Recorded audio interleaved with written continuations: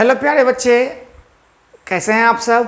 तो आज हम ये वीडियो स्पेशल क्लास 9th के स्टूडेंट्स के बच्चे के लिए लाए हैं, क्योंकि आपको पता है कि आपका जो सिलेबस है एनसीईआरटी के द्वारा चेंज कर दिया गया है। स्पेशली हम बात कर रहे हैं आज मैथ के बारे में।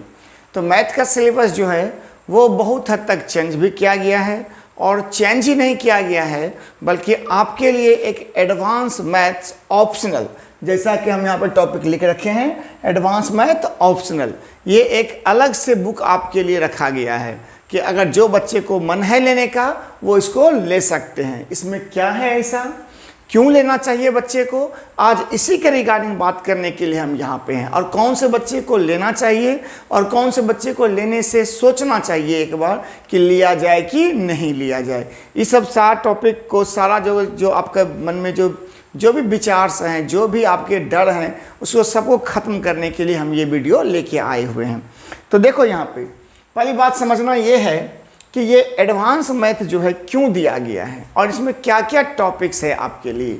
तो जैसा कि आपके पास एक बुक ऑलरेडी आपके पास चल रहा है जो हर एक स्टूडेंट्स को पढ़ना है, जो कि आपका एक एलिमेंट्री बुक है मैथ का, वो तो चलेगा ही चलेगा, वो तो सबके लिए मैंडेटरी है। तो ये एडवांस मैथ क्या है, एडवांस मैथ में वो टॉपिक्स है जो जनरली अभी हायर क्लास में पढ़ाया जाता है। आपको हायर क्लास कहने का मतलब क्या है, मतलब है जो अभी 11th या 12th में है, स्पेशली जो अभी 11th में है। और ऐसा उम्मीद किया जा रहा है कि जब आप क्लास 10th में जाइएगा तो वहाँ भी आपको ऑप्शनल दिखाई पड़ेगा, जो कि आपको 12th लेवल के वहाँ पे कुछ सब टॉपिक्स उसमें दिया गया होगा। तो अभी हम तत्काल बात कर रहे हैं क्लास 9th के ही ऑप्शनल के लिए। तो क्लास 9th में ऑप्शनल में जो कुछ टॉपिक्स डाले गए हैं, जो कुछ चैप्टर डाले गए हैं, वो अभी जनरली क्लास 11th के स्टूडेंट को पढ़ाया जाता है। हालांकि जितना लेवल पे क्लास 11th को पढ़ाया जाता है अभी उस लेवल पे आपके बुक में नहीं डाला गया है, लेकिन हाँ बहुत हद तक आपको नॉलेज हो जाए उस सब्जेक्ट से रिलेटेड, उस टॉपिक से रिलेटेड, इसलिए आपको यहाँ पे इस ऑप्शनल और एडवांस मैथ के अंदर डाला गया है। तो इसके अंदर क्या क्या सा चैप्टर पढ़ना है आपको, तो जैसे इसके अंदर पढ़ना है आपको सेट्स पढ़ना है। हम बार बात करेंगे, सबके ऊपर पे हम वीडियो बनाएंगे, हर एक टॉपिक के ऊपर इलाबोरेटली हम करके वीडियो बनाएंगे, हम क्वेश्चंस डील करेंगे, ठीक है, ताकि आपको समझ में आ जाए कि हाँ किस तरह का क्वेश्चंस हमको पढ़ना होता है। और यहीं तक नहीं बल्कि आपको हम अगर आपके स्कूल में आपको दिया जाएगा तो वेल एनफ, अगर आपको स्कूल में नहीं दिया जाता है तो आप सारा का सारा यहाँ पे जो है सब्जेक्ट जो है पूरा का पूरा ये ऑप्शनल मैथ जो है हम आपके वीडियो बाय वीडियो बना के आपको बताते चले जाएंगे, ठीक है, हर एक चैप्टर को पढ़ाते चले जाएंगे हम आपको। तो यहाँ पे आपको सेट्स पढ़ना है, उसके बाद लॉगरिथम पढ़ना है,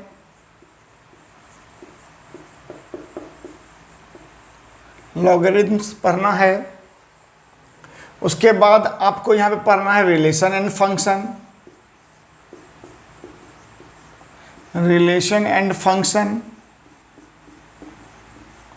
उसके बाद आपको पढ़ना है यहाँ पे कोऑर्डिनेट ज्योमेट्री,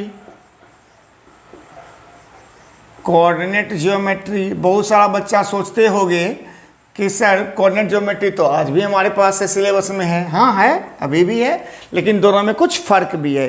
तो हम बात करेंगे कि एक्चुअली में क्या फ़र्क है। उसके बाद कॉम्बिनेशन है, जिसको कि एक्चुअली में परमुटेशन एंड कॉम्बिनेशन कहा जाता है क्लास 11th में। और सम स्पेशल सीरीज है आपके लिए, एक्सप्लोरिंग सम मोर प्रोग्रेशन, एक्सप्लोरिंग सम मोर प्रोग्रेशन।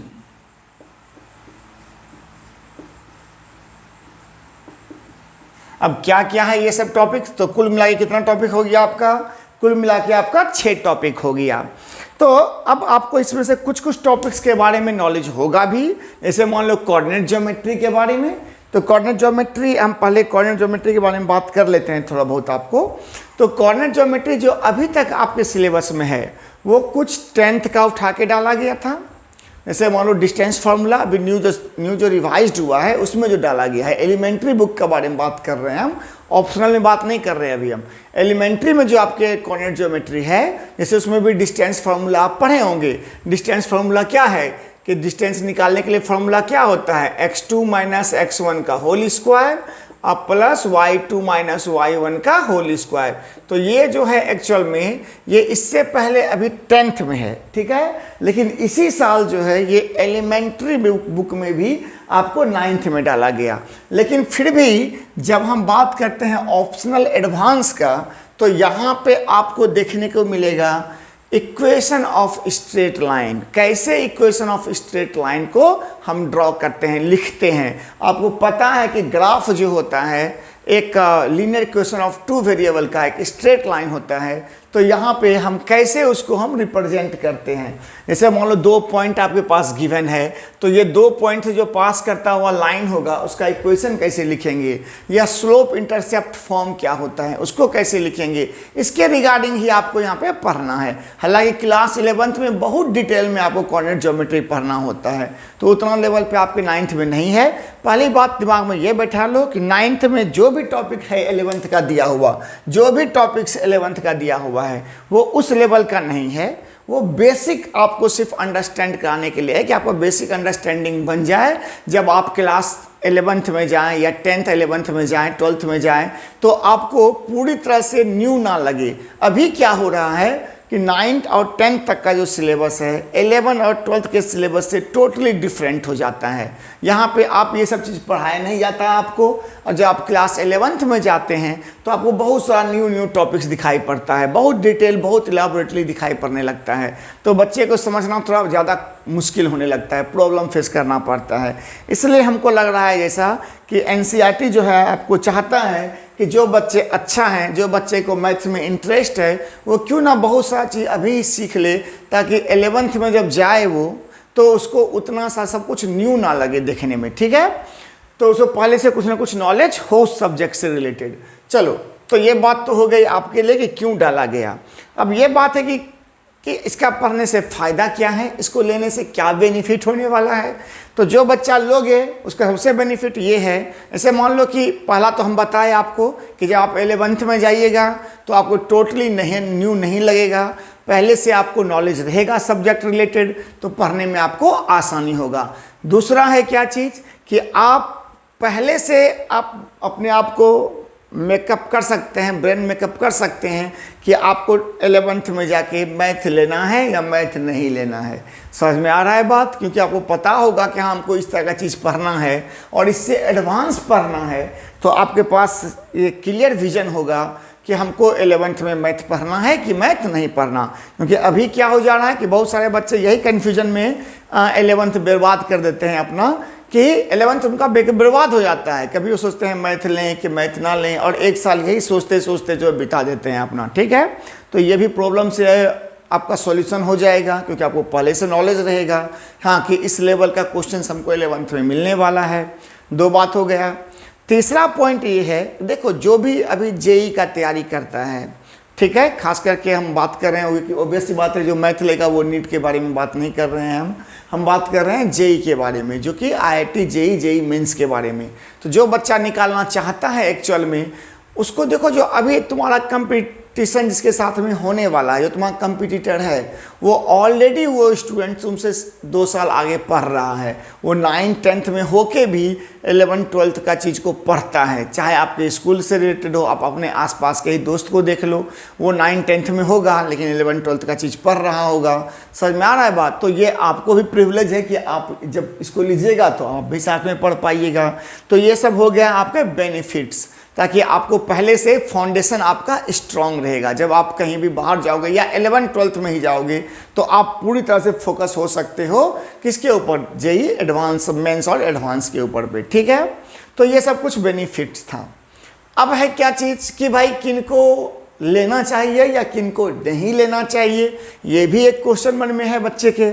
तो पहली बात हम बता दें आपको, देखो ध्यान से सुनो, जिनको मैथ में इंटरेस्ट है उनको तो लेना ही चाहिए, इसमें तो कोई बात ही नहीं है। जिनका मैथ में इंटरेस्ट है, जिनको लगता है कि हाँ हमको मेरे पास जो एलिमेंट्री बुक है उससे ज़्यादा हमको सीखना चाहिए, ज़्यादा पढ़ना चाहिए, तो उसको तो एडवांस मैथ लेना ही चाहिए। अब बाकी बचा वो बच्चे जिनको कि थोड़ा एलिमेंट्री मैथ से रिलेटेड सवाल ही बनाने में टाइम लगता है, वो ऑप्शनल ले कि ना ले। तो देखो एक बात है क्या चीज़ इसी का सॉल्यूशन निकालने के लिए तो हम ये वीडियो बना रहे हैं आपको, कि आप इस वीडियो को देखें। यहाँ पे आपको सिर्फ यही वीडियो नहीं, जब हम बात करेंगे टॉपिक रिलेटेड, जब हम पढ़ाएंगे तो वहाँ भी आप देखिएगा और आप कोशिश कीजिएगा समझने का। अगर आपको समझ में आता होगा तो आप इसको आगे कैरी कीजिएगा, और नहीं तो इसको ड्रॉप कर देना है आपको स्कूल लेवल पे ही, ठीक है। 9th लेवल पे इसको ड्रॉप कर देना, ताकि 10th में जाके लेना की जरूरत ही न पड़े आपको, ठीक है। तो जल्द ही आप देखना, क्योंकि हम जल्द ही स्टार्ट करेंगे। आज हम स्टार्ट करेंगे सेट्स को।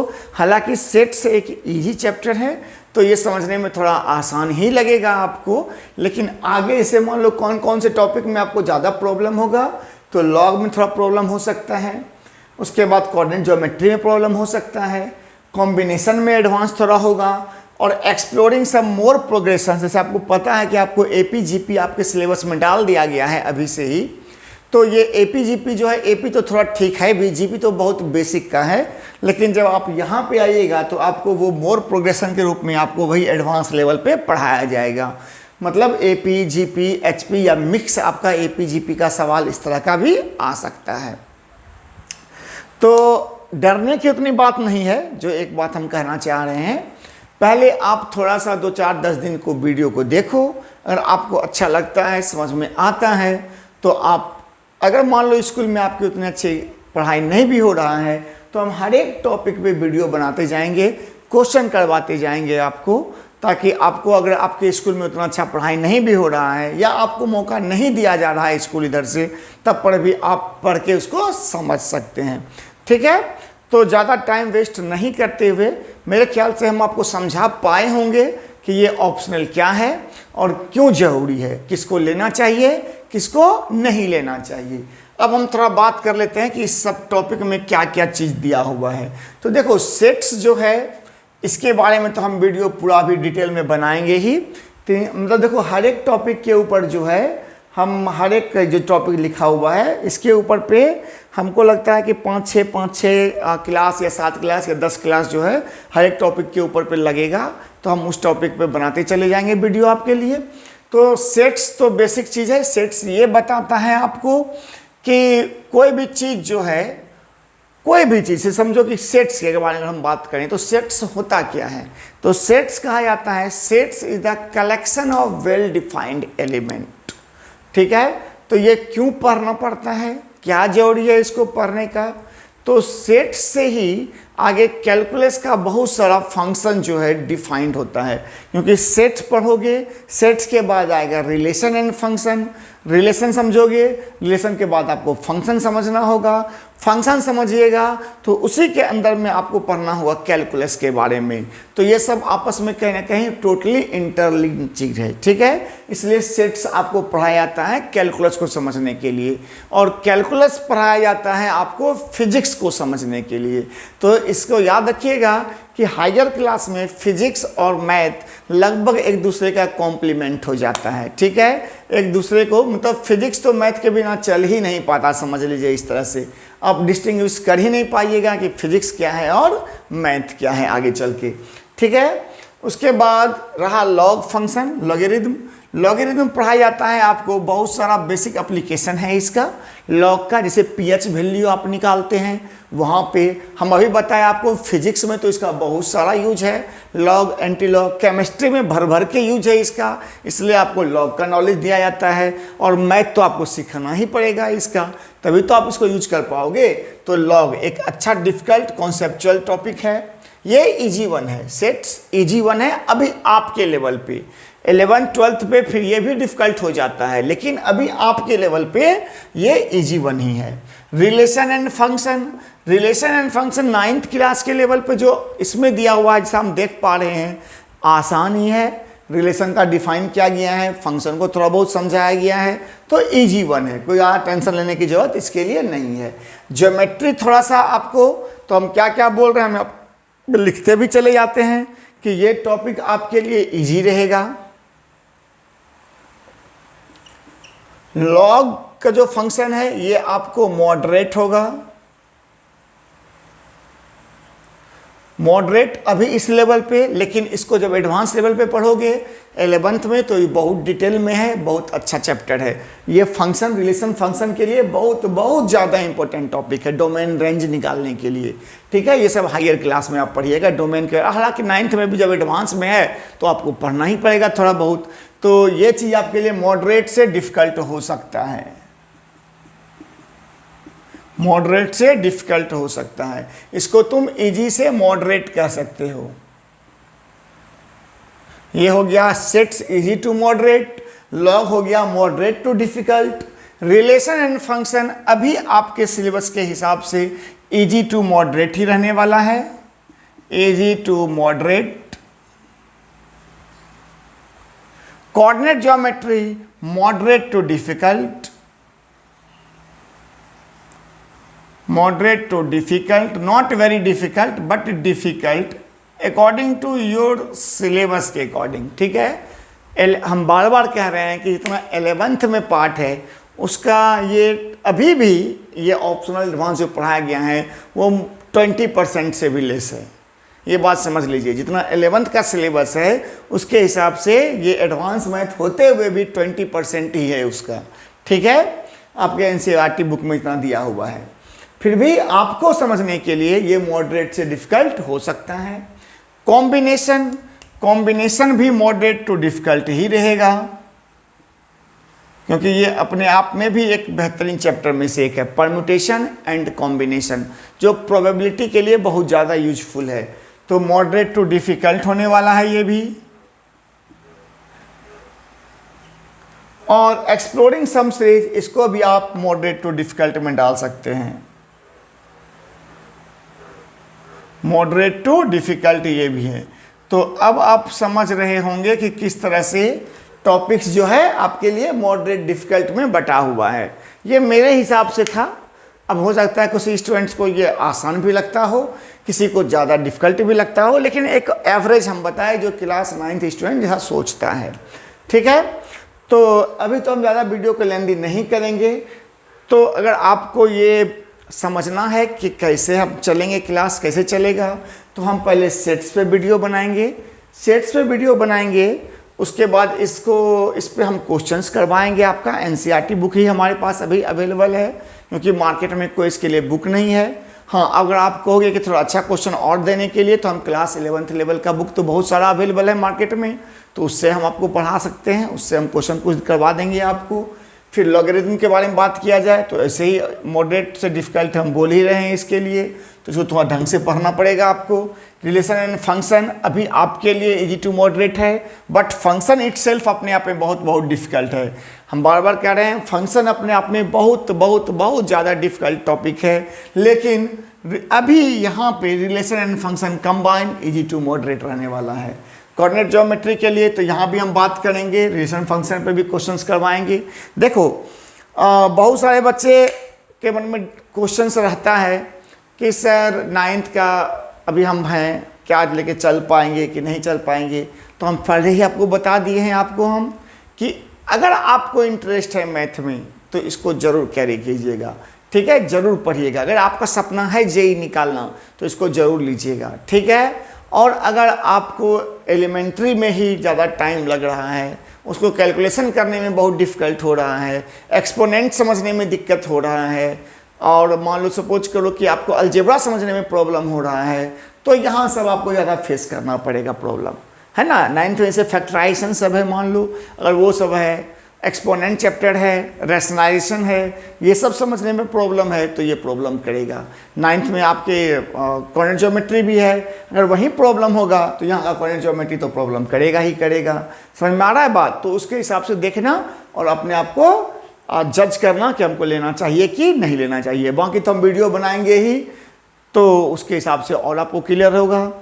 तो ठीक है, तो ज़्यादा बात नहीं करेंगे, बस मेरा याद रखिएगा कि हम हर एक टॉपिक पे 7, 8, 10 वीडियो बनाएंगे। इसमें हम क्वेश्चन भी करवाएंगे आपको, थ्योरी तो पढ़ाएंगे ही पढ़ाएंगे, और आपको हम स्टेप बाय स्टेप डील करते हुए चले जाएंगे।